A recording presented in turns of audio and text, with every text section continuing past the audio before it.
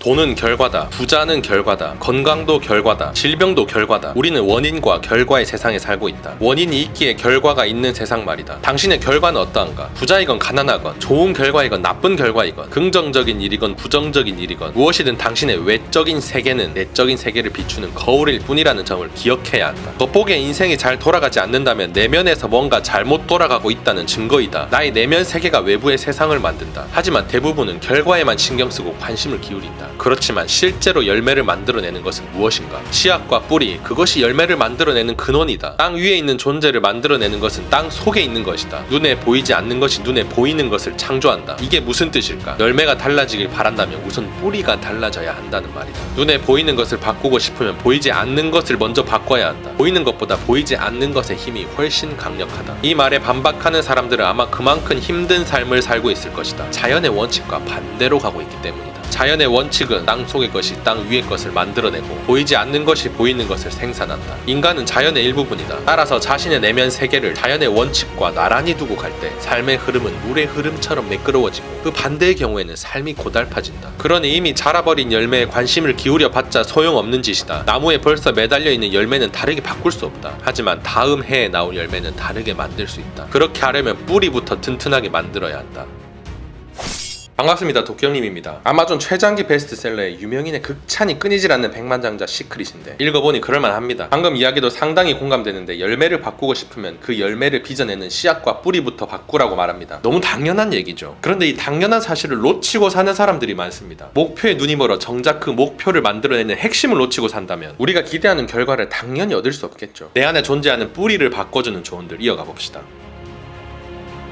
당신은 혹시 어린 시절 이런 말을 듣고 자랐는가? 굳은 나를 위해 돈을 저축해야 한다. 돈을 벌려면 열심히 일해야 한다. 아무리 많아도 부족하다. 우리는 그럴 여유가 없다. 부모님이나 가깝게 지내던 어른들이 돈에 관해서 어떤 모습을 보여주었나? 돈을 잘 관리했는가? 아니면 돈 관리에 소홀했는가? 위험을 감수하고 뛰어드는 편이었나? 아니면 보수적으로 유지하는 편이었나? 돈으로 즐거움을 누렸는가? 돈 때문에 자주 싸웠는가? 귀로 듣는 말의 영향력은 대단히 강력하다. 문제는 어렸을 때 돈에 대해 들었던 말들이 모두 당신의 무의식에 남아있다는 점이다. 지금 당신이 부여잡고 있는 믿음, 아니 착각을 만들어낸 근원이 이런 경험들이다. 이런 말들을 의식하지 못하는 사이에 당신의 경제적인 생활을 운영해 나가는 청사진의 일부로 자리 잡는다. 이미 형성된 당신의 무의식이 당신의 생각을 좌우한다. 세상의 모든 지식과 기술을 갖고 있어도 당신의 경제 청사진이 성공적으로 설계되어 있지 않으면 경제적인 성공은 남의 나라 이야기다. 지금 당신은 어떠한 경제 청사진을 갖고 있는가? 당신의 무의식이 어떤 결과를 낳고 있는가? 부자, 소시민, 나고자 이 중 어디에 맞춰져 있는가? 돈에 안달하는 쪽, 편안해하는 쪽, 어느 방향으로 프로그래밍 되어 있는가? 돈을 힘들게 버는 쪽인가? 수월하게 버는 쪽인가? 당신의 내면 세계가 외적인 세상에 반영된다. 열쇠는 당신에게 있다.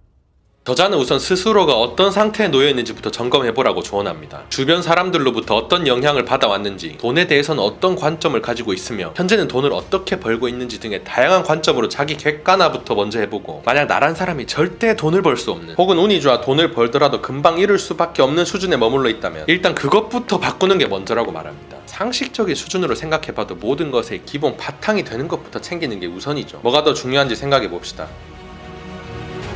당신의 청사진은 자동 온도 조절기와 같다. 방안 온도가 22도라면 온도 조절기가 22도로 맞춰져 있기 때문일 것이다. 날씨가 추울 때 창문을 열어놓았다고 해서 방안 온도가 18도까지 떨어질까? 물론이다. 하지만 결국은 어떻게 되는가? 온도 조절기가 작동을 시작해서 온도를 22도로 올려놓을 것이다. 또한 날씨가 더울 때 창문을 열어놓았다고 해서 방안 온도가 25도까지 올라갈까? 물론이다. 하지만 결국에 어떻게 되는가? 온도 조절기가 작동하여 온도를 22도로 끌어내릴 것이다. 방 안의 온도를 완전히 바꾸려면 온도 조절기를 다시 맞추는 수밖에 없다. 마찬가지로 경제적인 성공도를 영구적으로 변화시키는 방법은 당신의 경제적인 자동 온도 조절기, 즉 경제 청사진을 수정하는 길뿐이다. 돈과 성공에 관한 청사진은 평생 당신에게 붙어다닌다. 우리가 하루하루 의식적으로 선택하며 사는 것 같은가? 실은 그렇지 않다. 아무리 의식적으로 선택하며 산다고 주장하는 사람도 매 순간을 인식하여 선택하는 일은 몇 가지 정도에 불과하다. 대부분은 로봇처럼 과거에 주입된 조건과 오랜 습관에 따라 자동으로 움직인다. 그래서 의식적인 각성이 필요한 것이다. 과거에 작성된 프로그램에 의지하기보다 의식적으로 자신의 생각과 행동을 관찰하고 현재 이 순간에 맞는 진정한 선택을 해야 한다. 의식이 깨어나면 자기 안에 있는 프로그램의 정체를 알 수 있다. 그 모습은 당신의 진면목이 아니라 남들이 꾸며놓은 모습이다. 당신의 현재 모습 중 많은 부분이 다른 사람들의 믿음과 정보로 형성되어 있다. 당신이 가진 생각은 성공과 행복에 다가가게 하거나 멀어지게 한다. 당신에게 힘을 주거나 힘을 뺏는다. 생각과 믿음을 현명하게 골라야 하는 이유가 바로 이것이다. 자동 온도 조절기 비유가 아주 찰떡입니다. 온도 조절기는 특정 온도를 한번 세팅해 놓으면 순간순간 온도가 위아래로 바뀔 수는 있겠지만 결국 세팅해 놓은 온도를 향해 간단 말이죠. 마찬가지로 우리 내면도 어떤 온도를 세팅해 놓느냐에 따라 결과적으로 내가 추구하는 방향으로 다가가게 될 겁니다. 이 말인즉슨 엉뚱한 청사진을 품고 있다면, 즉 영하 10도로 온도를 세팅해 놓으면 잠깐 따뜻할 수야 있겠지만 결국 추운 인생을 살게 될 거라는 말과 똑같죠. 원하는 걸 절대 얻지 못할 것이고 얻더라도 금방 잃게 될 겁니다. 그러니 내가 어떤 청사진을 품고 있느냐가 가장 중요합니다. 제대로 된 청사진이 무엇인지 한 가지 들어보시죠.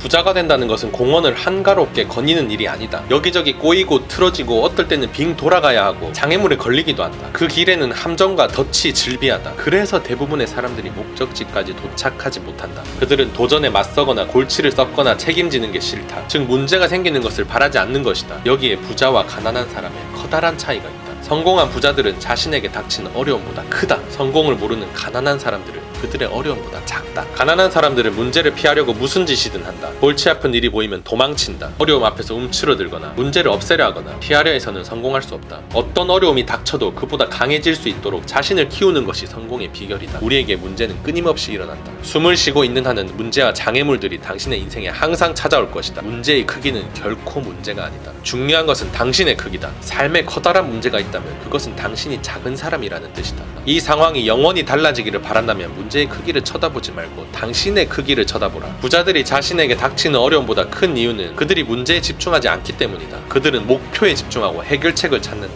제기된 문제의 해답을 찾아 전략을 짜고 계획을 세우고 그런 문제의 재발을 막는 시스템 가동에 시간과 에너지를 쏟는다. 문제에 밀려 뒷걸음치지 않고 문제를 회피하거나 불평하지 않는다. 하지만 가난한 사람들은 문제의 뒷공무니를 쫓아다닌다. 불평하고 투덜거리는데 에너지와 시간을 소비하느라 해결책을 생각할 겨를이 없다. 문제의 재발을 막는 방법을 찾는 것은 더욱 힘들다. 문제를 처리하고 장애를 뛰어넘을 수 있는 대인이 된다면 당신의 성공 가도를 가로막을 수 있는 것은 아무것도 없다. 그러면 당신의 성공은 멈추지 않을 것이다. 막힘없이 전진하면 뭐든지 선택할 수 있을 것이다. 부자든 가난한 사람이든 예상치 못한 상황에 부딪히는 건 똑같습니다. 한 가지 차이가 있다면 성공한 사람들은 그 장애물보다 큰 사람이었고 실패한 사람들은 그렇지 못했다는 점이죠. 내가 주어진 문제 상황보다 훨씬 큰 사람이라면 어떤 문제라도 나를 막지 못합니다. 해결해버리면 그만이죠. 장애물을 피할 수는 없지만 장애물의 의도는 무력화시킬 수 있다는 사실을 명심합시다. 돈은 많은데 내면이 썩어버린 사람을 성공한 사람이라고 볼 수 있습니까? 이 책은 부자가 되기 위해 가져야 할 필수적인 마음 자세를 알려주는 책입니다. 구체적인 투자법을 익히는 것도 좋지만 그에 못지않게 큰 사람이 되는 것도 중요하죠. 경제 공부 좋아하시는 분은 이런 종류의 책도 접해보시고 지식의 균형을 맞추시길 추천합니다.